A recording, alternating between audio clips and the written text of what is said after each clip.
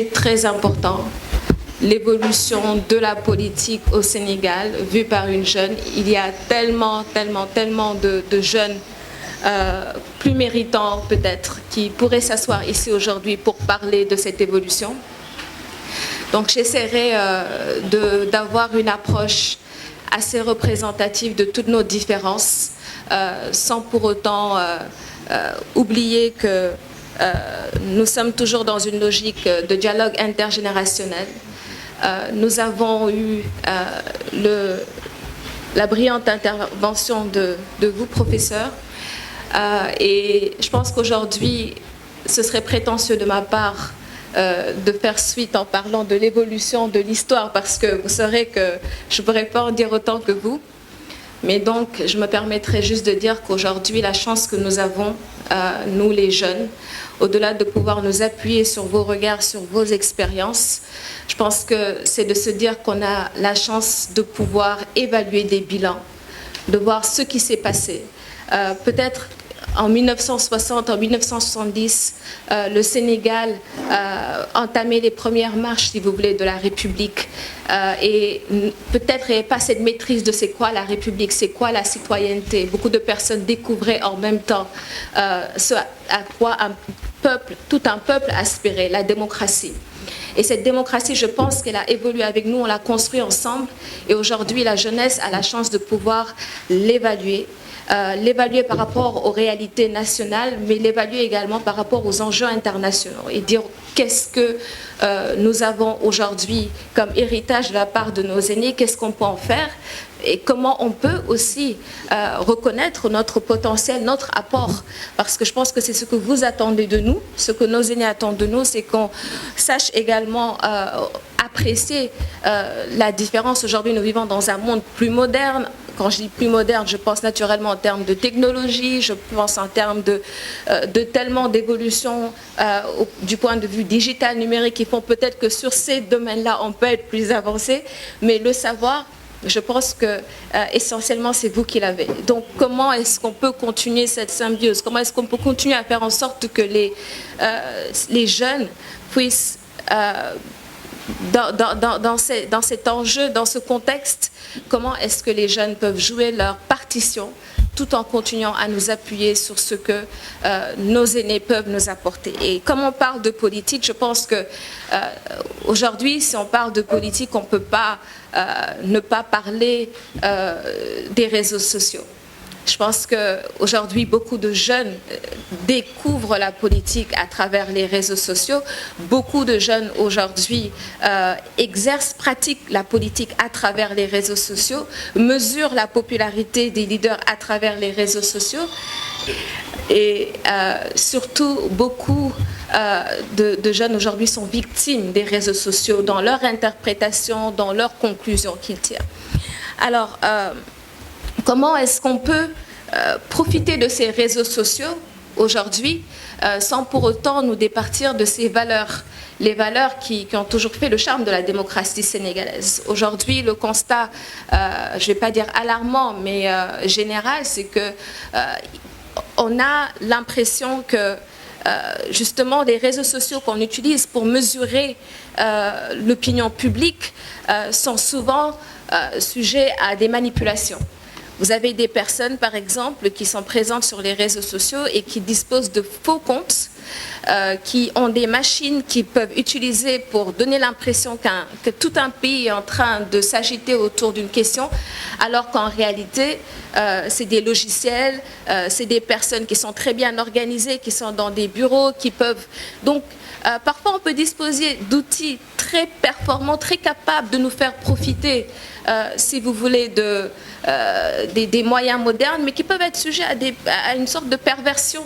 Et c'est là où nous avons encore besoin, si vous voulez, que ces aînés-là puissent continuer à jouer leur jeu, qu'ils ne disent pas on les abandonne aux réseaux sociaux, parce que les réseaux sociaux aujourd'hui, autant ils construisent, autant ils détruisent.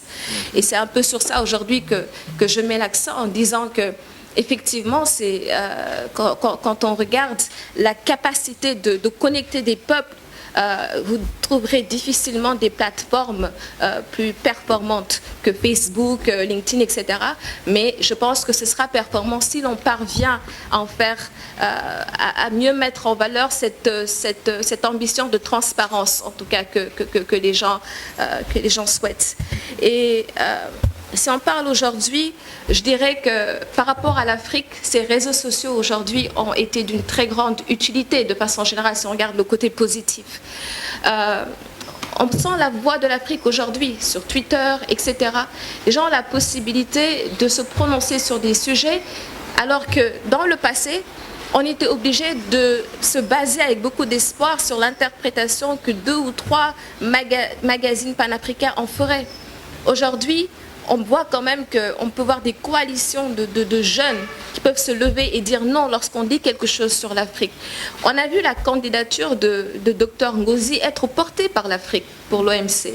Et ça, il y a quelques années, ça n'aurait peut-être pas été possible. Mais on a senti que toute l'Afrique était derrière elle. Et que ça a mis la pression sur les personnes qui devaient choisir. Et je pense que ça, c'est une force qu'il ne faut pas négliger et qui fait qu'aujourd'hui, quand on regarde la politique, quand on regarde les pratiques politiques, les politiques publiques, il faut reconnaître quand même que les réseaux sociaux ont ce potentiel d'influencer, d'avoir un impact considérable sur ce qui se fait aujourd'hui. Et je pense que ça, c'est très important en Afrique pour les jeunes parce que vous le savez, il faut le reconnaître, on n'est pas assez bien représentés aujourd'hui. Les jeunes ne sont pas suffisamment représentés par rapport à leur proportion. Si on parle de la population aujourd'hui, les jeunes constituent une proportion assez importante en Afrique. Et pourtant, vous regardez au sein des gouvernements, vous regardez au niveau des institutions politiques publiques, les jeunes sont encore à la traîne. On ne nous donne pas encore cette voix, cette chance.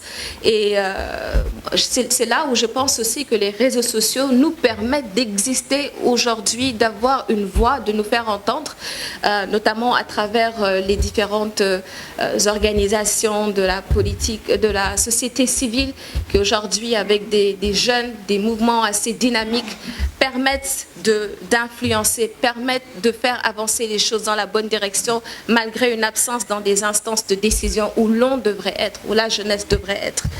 Et je pense qu'aujourd'hui, vous demandez à beaucoup de jeunes, c'est quoi la politique? Ils vous diront, je ne fais pas de la politique, mais je pense que la politique, c'est l'art de servir la cité. C'est ce qu'ils vont vous répondre. Ça veut dire qu'aujourd'hui, la plupart de ces jeunes ont compris qu'il fallait jouer un rôle actif si on voulait que cette démocratie respire, si on voulait que cette démocratie existe, pas seulement pour... parce que ce que le professeur disait tout à l'heure, le président Sen disait tout à l'heure, c'est parfaitement...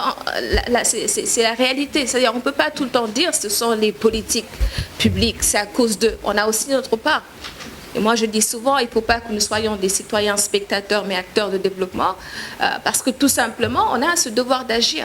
Mais les politiques publiques, pour qu'elles puissent évoluer de façon conforme aux attentes des jeunes, je pense que les jeunes ont compris qu'il fallait qu'ils travaillent avec les autorités publiques pour parvenir à leurs objectifs. Et c'est ce qu'on constate de plus en plus. Je vais faire vite. C'est ce qu'on constate de plus en plus. Et comme je disais à l'entame de mes propos, la chance qu'on a aujourd'hui, la chance que les jeunes ont, c'est vraiment le fait de pouvoir évaluer des bilans et dire qu'est-ce qui a marché, qu'est-ce qui n'a pas marché. Et revoir les choses, reconstruire, réimaginer l'avenir. Et ça, c'est la force de la jeunesse. Et la jeunesse est en train de jouer son rôle. Et je dis que, tout à l'heure, professeur, vous disiez que les jeunes sont de plus en plus conscients de leur liberté. Mais ils sont conscients absolument, comme vous le dites, du fait que cette liberté, pour l'exercer, il faut avoir le savoir. Et le savoir, il faut aller le chercher. Il faut aller le chercher pour comprendre ce qui se fait et pouvoir apporter une alternative. On le dit souvent, aujourd'hui, tout le monde parle du pétrole qui va arriver, mais si on n'a pas les compétences pour faire face, on sera là à nous plaindre et à dire d'autres ont fait, ils ont mal fait. Donc c'est sur ça que je voulais vraiment terminer pour dire qu'aujourd'hui, les jeunes sont capables de réformer. Il faut réformer avec les jeunes. Il faut faire preuve de solidarité plus accrue parce qu'aujourd'hui, on doit aspirer à un système inclusif. Et ce système inclusif, pour y arriver, il faut que l'on continue à travers nos différentes associations le mouvement associatif est très important pour parvenir à une société plus inclusive, une inclusion sociale numérique. Je pense que c'est très important que cette jeunesse qui réclame simplement plus de voix, qu'on puisse continuer à lui donner davantage sa place dans la société. Permettez-moi juste, professeur, avant de vous remettre la parole,